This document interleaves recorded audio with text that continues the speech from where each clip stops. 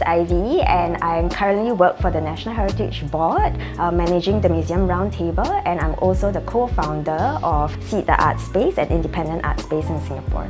My collecting journey started about 5 years ago when I did my Masters in Asian Art History at LaSalle, and over there I met with several art collectors and art lovers, and I had several conversations with them, and with that I got influenced to grow more appreciation for Singaporean and Southeast Asian artworks, and then I started acquiring them.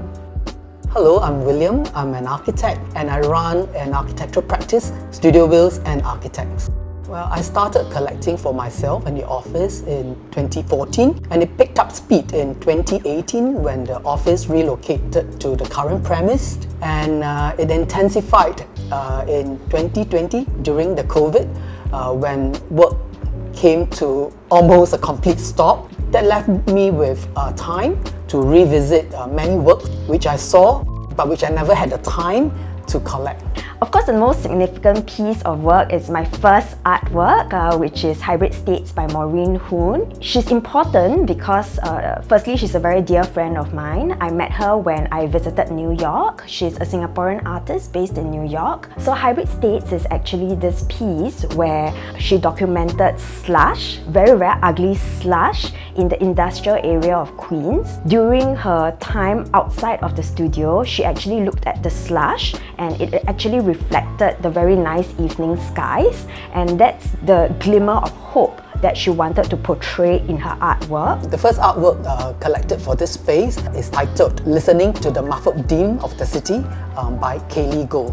So it is placed in this windowless room, and the painting has an obscured view to the city. I feel the silence of this painting is very fitting for this space, and I see it anchoring this space for as long as the space exists.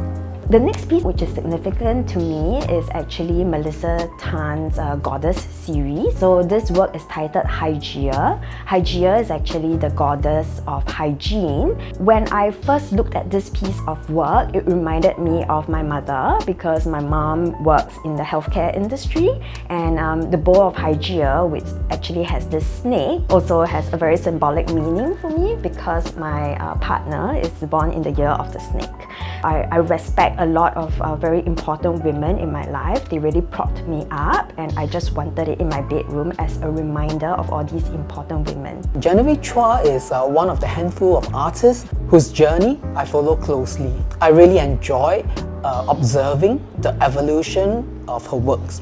I observed at some point in the Age Control series, the photos of the artworks were shot obliquely at an angle, and it seems that it informs her how works in the Brisk Block series were conceived in an oblique manner from an angle. I may not be completely right, but this observation of how the works evolved into the next series gives me ideas on my own works, and I find that to be very fulfilling.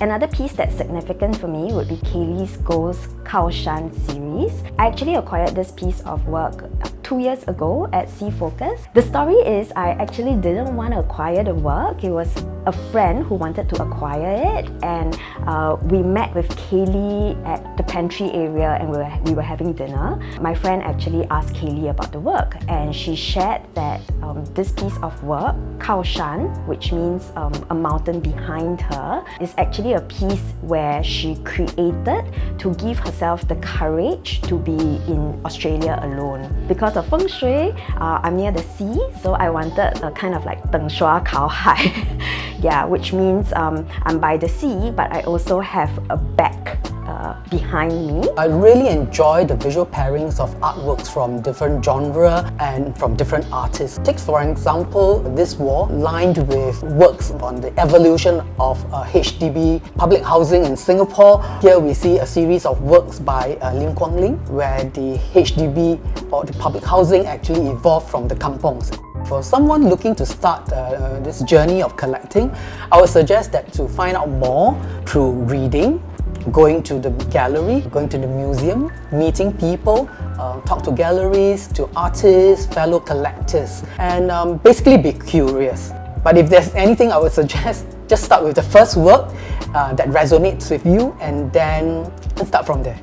I think the most fulfilling journey for me is my friendship with the artists and other collectors. So it brings me a lot of joy to let an artist know that I believe in their artistic practice. I believe in the artworks or the theme or messages that they're trying to put across. And it also brings me a lot of joy to invite fellow collectors and fellow art lovers into my home to appreciate the artwork. And if they choose to then collect this artist as well, it gives me even more joy.